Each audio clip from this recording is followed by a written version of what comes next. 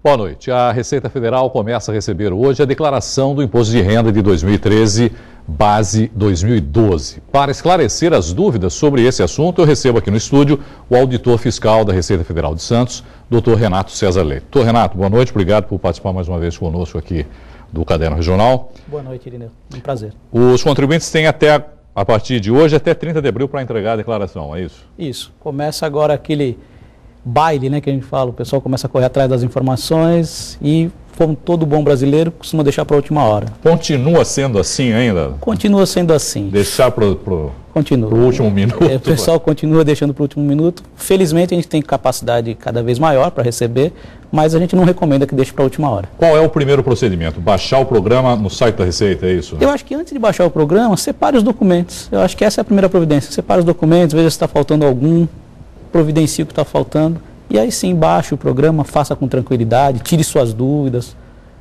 O próprio programa tem lá uma ajuda, perguntas e respostas. Se tiver alguma dúvida, nós temos no próprio site um canal de comunicação que é o Fale Conosco, e aí você faz a sua pergunta, recebe a resposta prontamente. Então, quem deve declarar o imposto? Como regra, quem recebeu rendimentos tributáveis acima de R$ 24.556 ou rendimentos isentos ou não tributáveis acima de R$ 40 mil. Quem teve bens acima de 300 mil, quem teve aplicação em bolsa, né, de valores, essas coisas. Eu li algumas coisas a respeito de alguns especialistas dizendo que esse valor estaria pelo menos 50% defasado. O próprio sindicato dos auditores defende a correção, a majoração da tabela já há algum tempo, está defasado. Só que a gente sabe que isso implicaria uma renúncia fiscal. E aí esses cálculos não dependem só da vontade, são cálculos que o governo tem que fazer, porque ele vai deixar de arrecadar e aí comprometeriam as contas do governo. Por isso que ela não tem sido majorada como deveria. Como já aconteceu no ano passado, o papel está extinto, né? A declaração só vai fazer física, vamos chamar assim, não existe mais. O papel não existe mais. Não existe mais. Ou você faz pela internet, transmite pela internet, ou alguns ainda preferem, é residual, mas alguns ainda preferem gravar um disquete, um CD, disquete, na verdade, e encaminhar aos bancos, né? Só que aí você tem que encaminhar no horário comercial ao Banco do Brasil ou à Caixa Econômica. Só lembrar então o site para quem quiser baixar o programa, não é? É www.receita.fazenda.gov.br, é isso, não é? É isso. Vai haver uma modificação em relação à declaração do modelo simplificado no ano que vem? Então, há um projeto e a gente acredita que até lá ele realmente esteja implementado, por enquanto ainda não está implementado, para que as informações sejam passadas para quem optar pelo modelo simplificado e aí a pessoa só confirme os dados, não tendo mais a necessidade de preencher. Isso já é feito na Espanha, é feito em alguns outros países, mas aqui ainda está embrionário. Que seria muito interessante, né? Que agiliza também um pouquinho o trabalho da gente. Na verdade, assim, há uma... É mais ou menos dar um ok, né? Ver lá as informações, são as mesmas do ano passado, do ano anterior. Há uma série de informações que a Receita já detém, a gente já tem informações, sim. A gente só vai disponibilizar ao contribuinte e falar, ó, o que nós temos é isso, confirma? Confirmou, só que ainda não bateram o martelo, está um projeto, já está além, né, do desenvolvimento inicial, a gente ainda não tem a concretização, mas para 2014 esperamos que esteja implementado. O senhor me falou que houve uma modificação em relação à Ação Criança. A Destinação Criança, que é um projeto que nós temos na região, mas que no Brasil inteiro é feito, que é aquela destinação que você pode fazer para os fundos municipais dos direitos das crianças e adolescentes.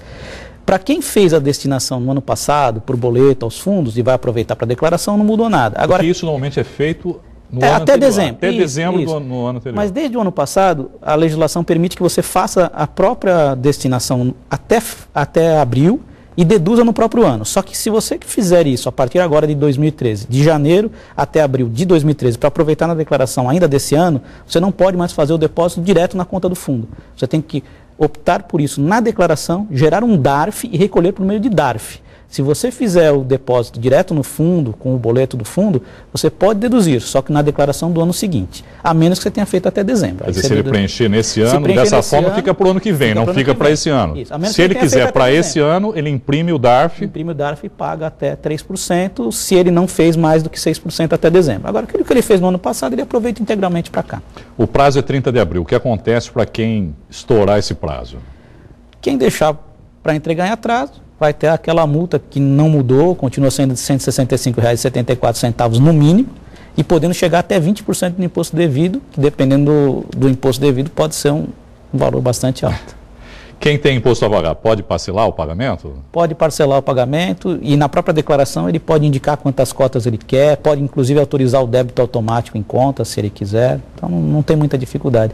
O governo até tem uma previsão para no futuro autorizar que o pagamento seja feito por débito em cartão de crédito, mas isso também é um estudo para o futuro. Mas vamos chegar lá e tudo isso facilita a vida. Na área aduaneira, quem está chegando do exterior já está conseguindo fazer o débito automático. Foi anunciado agora recentemente isso, né? Quando chega já paga ali direto, que agiliza todo o processo, né? Para todo mundo. Porque imagina você chegar de madrugada, não tem banco, não tem nada.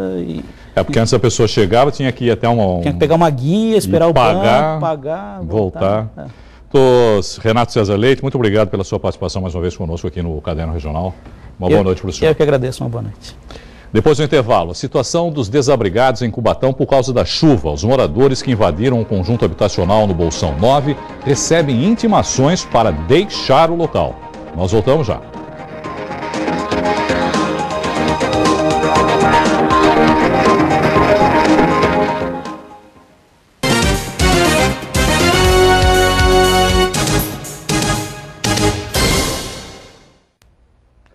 Invasores continuam nos conjuntos habitacionais no Bolsão 9, em Cubatão. Agora à tarde começou a contar o prazo de 24 horas para que os ocupantes saiam dos imóveis. Hoje, às 2 horas da tarde, as famílias que invadiram o conjunto habitacional Bolsão 9, em Cubatão, receberam a intimação para deixar o local. O prazo é de 24 horas. A decisão é do juiz da Vara Judicial de Cubatão, Sérgio Ludovico. As famílias se negam a deixar o local.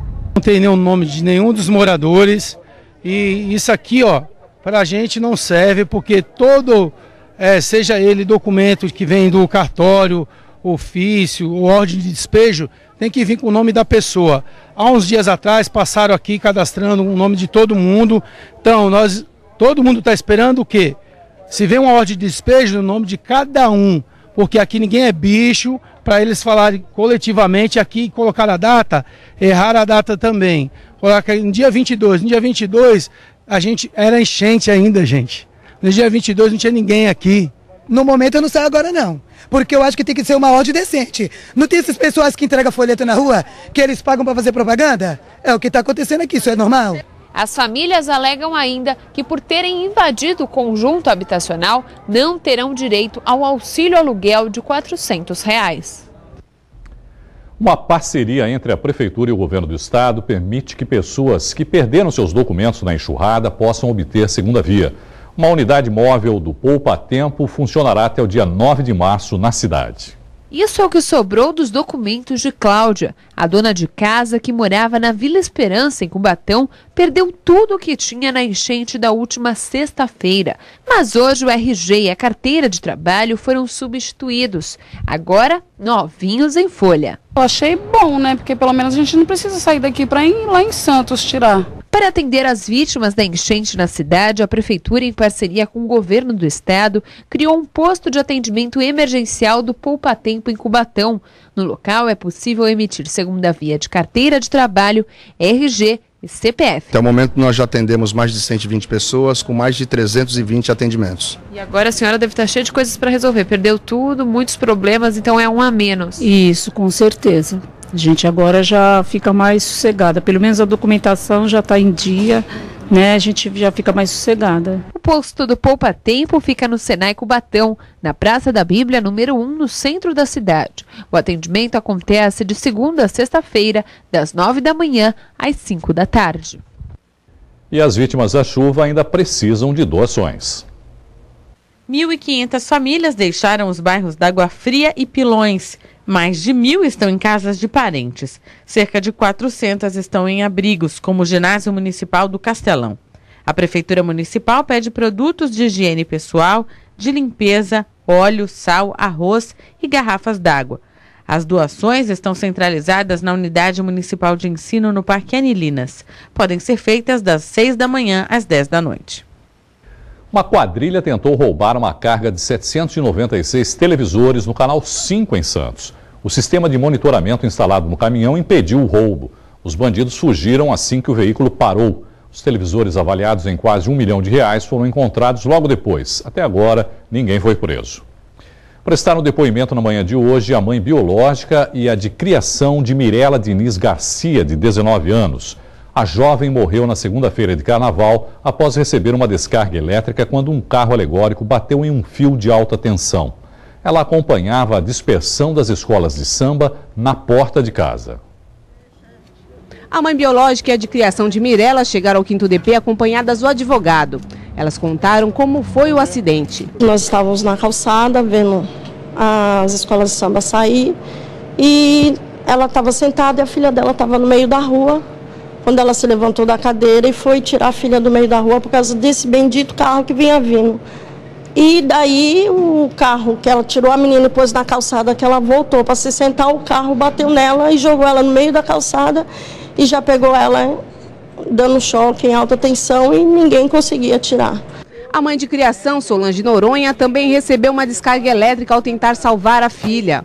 Eu feri aqui assim, eu caí, na hora que eu caí, bati a cabeça, aqui o pé também. Elas contam que tem sido difícil voltar à rotina sem a presença da jovem. Toda vez que eu saio ali na porta de casa, que foi bem no meu portão, né? Então, lembro e não vou esquecer jamais, né? Meus filhos assistiram, a filha dela assistiu, a filha dela conta para quem quiser ouvir o jeito que foi. Ela só fala nisso. 4 pessoas morreram e 5 ficaram feridas depois que um carro alegórico da escola de samba Sangue Jovem tocou em fios elétricos e pegou fogo. As outras vítimas eram homens contratados para operar e empurrar a alegoria durante o desfile. O advogado da família de Mirela afirma que a responsabilidade é da prefeitura e garante que vai pedir uma reconstituição dos fatos. Refazendo todo o trajeto, desde o sambódromo até a área onde ficariam os carros alegóricos, você vê a completa falta de organização da Prefeitura Municipal, como você também verifica também a total falta de previsibilidade. A angulação da rua e com o peso do carro alegórico era perfeitamente previsível a ocorrência do que aconteceu. O Xerdoff pede apoio de pessoas que possam ter registrado o momento do acidente. Se tiver foto, tiver imagem, tiver vídeo, para contribuir com a investigação, para a gente poder realmente chegar no quem seriam os responsáveis por toda essa tragédia, que encaminhasse ou aqui para o 5º DP, para o 5º Distrito Policial, ou procurasse o nosso escritório para fornecer essas imagens, essas informações, para a gente conseguir realmente identificar quem são as pessoas responsáveis. Aconteceu hoje em Guarujá a primeira audiência do caso Ricardo Joaquim. O ex-secretário de governo da cidade foi morto no dia 8 de março do ano passado. O advogado de acusação chegou ao fórum com 2.000 páginas de escutas telefônicas. O conteúdo não foi divulgado, mas ele garante que a moral do ex-secretário de governo do Guarujá não vai ser afetada. A tese da acusação já está exposta na denúncia. Eu auxilio a Sua Excelência o promotor de justiça, a promotora que está atuando neste caso, já está exposta na denúncia. 2 empresários mandantes e 2 PMs, um PM nativo e um ex-PM como executores. E o motivo? A motivação relacionaria com um imóvel aqui na cidade do Guarujá, um imóvel valioso, com dívida de IPTU, mas que imputam de maneira leviana que a vítima, o falecido senhor Ricardo Joaquim, tivesse recebido ou participado de alguma propina. Esta foi a primeira audiência para ouvir as testemunhas de acusação do crime, que foi em março do ano passado. Pelo menos 24 pessoas foram chamadas para depor. Ricardo Joaquim foi morto a tiros durante um encontro político. A pistola usada na morte foi encontrada com Anderson Williams da Silva, um policial militar que na época atuava em Praia Grande. Um outro PM também estaria envolvido. Este advogado defende Anderson, que seria o autor dos disparos, e está preso há 6 meses. Eu vou negar a autoria, né, porque eu tenho, hoje inclusive vai ser ouvido testemunhas nossas que comprovam o álibi dele, onde ele estava, tudo direitinho, né? E eu estou muito tranquilo, provavelmente vai haver uma cisão do julgamento hoje, porque eu quero levar o Anderson a julgamento o mais rápido possível. Eu vou, inclusive, desistir de alguns documentos que não chegaram ainda, de oitiva de algumas testemunhas, porque eu acredito nele e quero levá-lo a julgamento antes dos outros. A Justiça também aponta como mandantes do crime 2 empresários de Campinas que respondem em liberdade. E o motivo seria a anistia de 25 milhões de débitos do IPTU desta área que chega a ter 1 milhão de metros quadrados. O ex-secretário teria recebido dinheiro para acabar com as dívidas, mas como foi exonerado, não teria cumprido o acordo. A tese é única, é negativa de autoria. Ele não conhece nenhum dos executores. Esse longo inquérito, até hoje, ouvido mais de 80 pessoas, não tem uma única palavra, sílaba que ligue o senhor Felício a qualquer um dos acusados, a não ser o Edson, que era um administrador dele. Quanto aos policiais, não tem ligação, não tem movimentação de dinheiro, não tem movimentação de entrada ou saída de qualquer verba, enfim, não tem absolutamente nada. Tanto que a liberdade deles se deu em razão disso. Mais um dia de problemas para os caminhoneiros em Guarujá. No embarque da safra de grãos, filas e reclamações.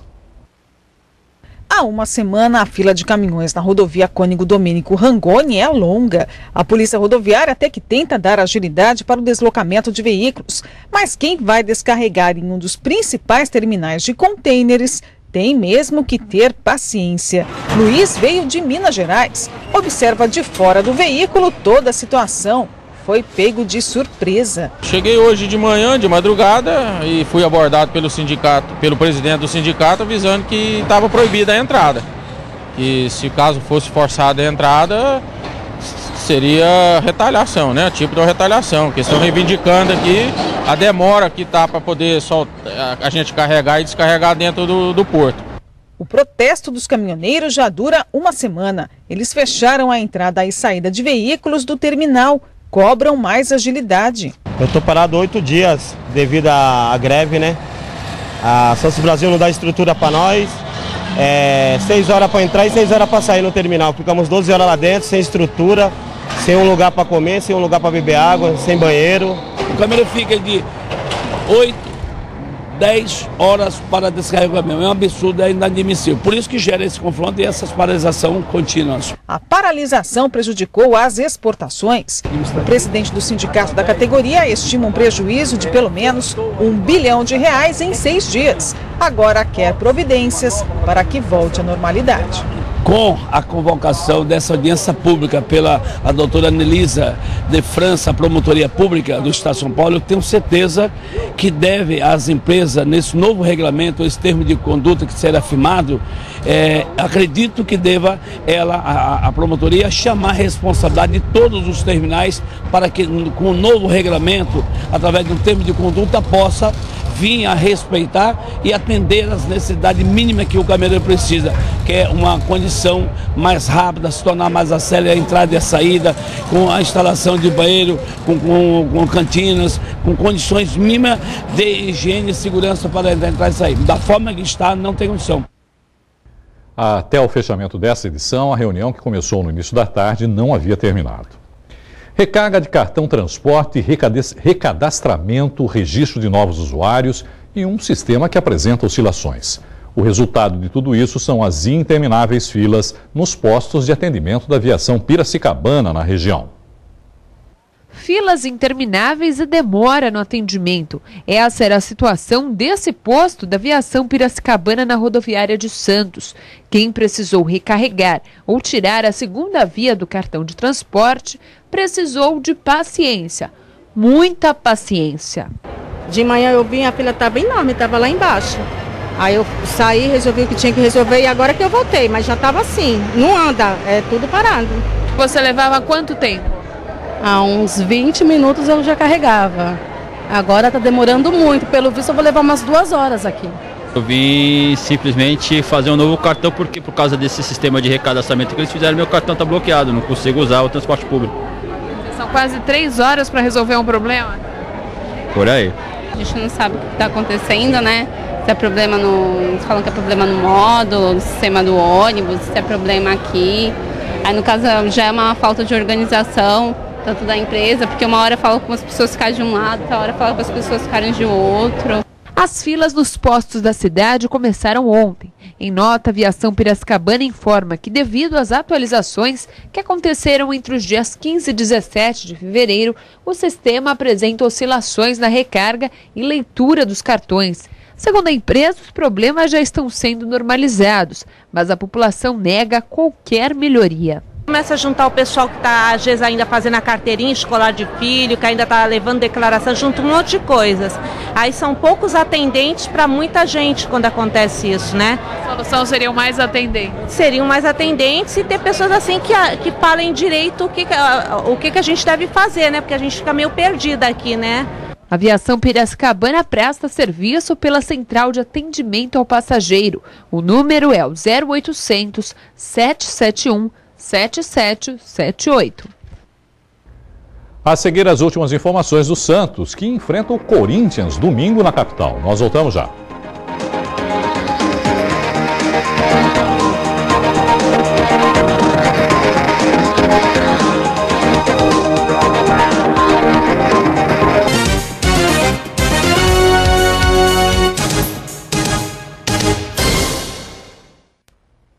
Futebol, quarto colocado no Campeonato Paulista com 17 pontos, o Santos enfrenta o Corinthians domingo na capital. Para o clássico, o técnico Muricy Ramalho não vai contar com o atacante Miralles, contundido, e René, que está suspenso. A novidade é uma mudança na lateral direita. Para o clássico do próximo domingo, 16 horas, no Morumbi contra o Corinthians, o técnico Muricy Ramalho terá a volta de Neymar.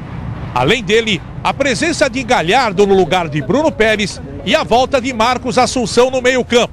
Por sinal, Marcos Assunção foi um dos destaques do treinamento de hoje.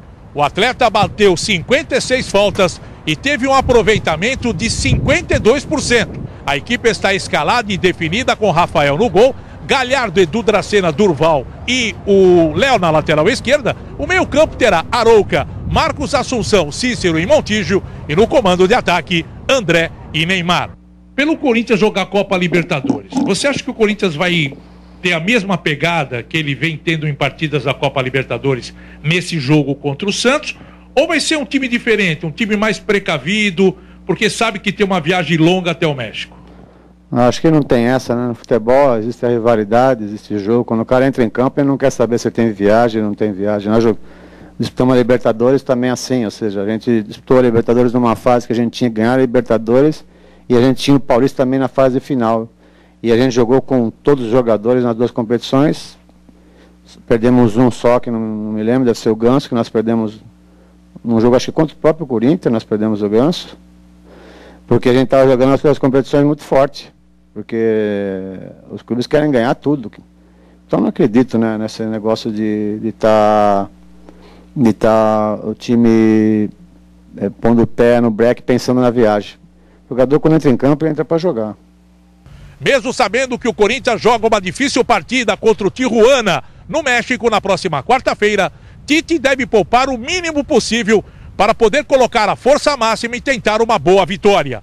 A equipe mais provável para pegar o Santos deve ser esse: Cássio no gol, Edenilson na lateral direita, o zagueiro Felipe, Gil e Igor na lateral esquerda, Ralf, Paulinho, Renato Augusto e Danilo, e no comando de ataque, Pato e Guerreiro. O Corinthians tem 14 pontos no Campeonato Paulista e é o 8º colocado nesse exato momento.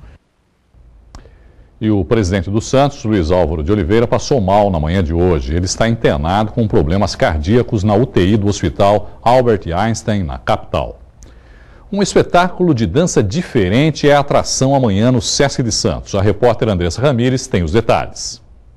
O espetáculo Balões Vermelhos acontece nesse sábado às 6 horas da tarde aqui no Teatro do Sesc. Ao meu lado está Edivan Monteiro, que é diretor do espetáculo. Serão mais de 200 balões que vão interagir com os intérpretes durante a apresentação?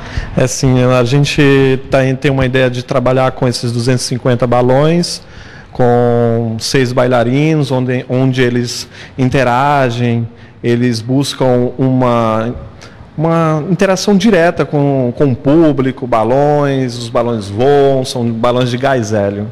E entre os bailarinos, entre os intérpretes, está inclusive uma chilena. É, sim. Esse elenco ele é bem diversificado, né? A gente trabalha com pessoas do teatro, da dança, do vídeo, artistas plásticos, inclusive essa bailarina que agora entrou na companhia, né? E essa apresentação é de um grupo teatral aqui da região? Não, na verdade é uma companhia de dança que existe há 12 anos e a gente sempre tivemos parceria daqui do SESC com outras instituições de dança, né? Então a gente veio de Fortaleza, estamos há 4 anos na cidade, agora a gente faz parte dessa cidade, junto com esse elenco que foi se formando de vários lugares, não só daqui de Santos, mas também de outros lugares do país e do mundo. O espetáculo se destina a qual público? Olha, é um público bem diversificado, todas as idades, enfim, não tem uma faixa etária, o público vem, se diverte, tem risada, tem choro, tem tudo.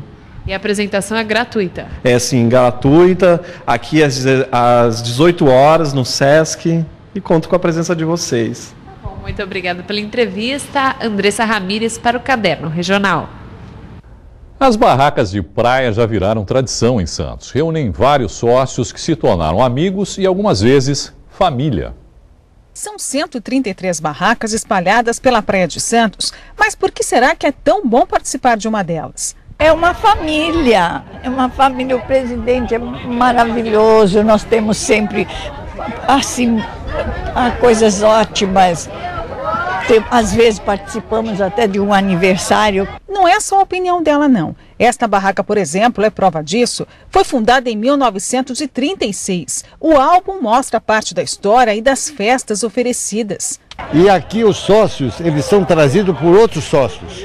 Então nós temos essa plede de pessoas que são família. Essa é a essência primeira nossa. O principal público da barraca é de pessoas da maior idade, mas a renovação chegou por meio do esporte, o beach tênis. Uma turma de jovens resolveu se associar, porque aqui tem onde guardar as coisas, tem um diretor de esporte, quer ver, você tem 2 redes sempre cheias aqui, né? A autorização das barracas é dada pela prefeitura e vale por 1 ano. Pode ser renovada e as barracas são montadas aos sábados, domingos e feriados. Tem tudo, é um ambiente, é uma barraca familiar, muitas crianças, muita família, né?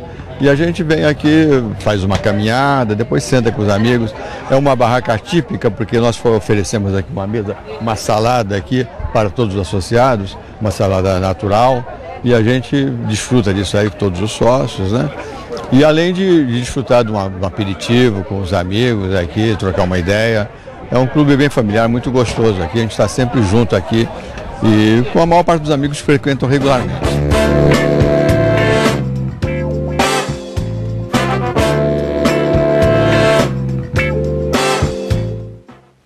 A edição de hoje termina aqui. Pelo Santa Portal, você continua bem informado. Tenham todos um excelente final de semana e até segunda. Tchau.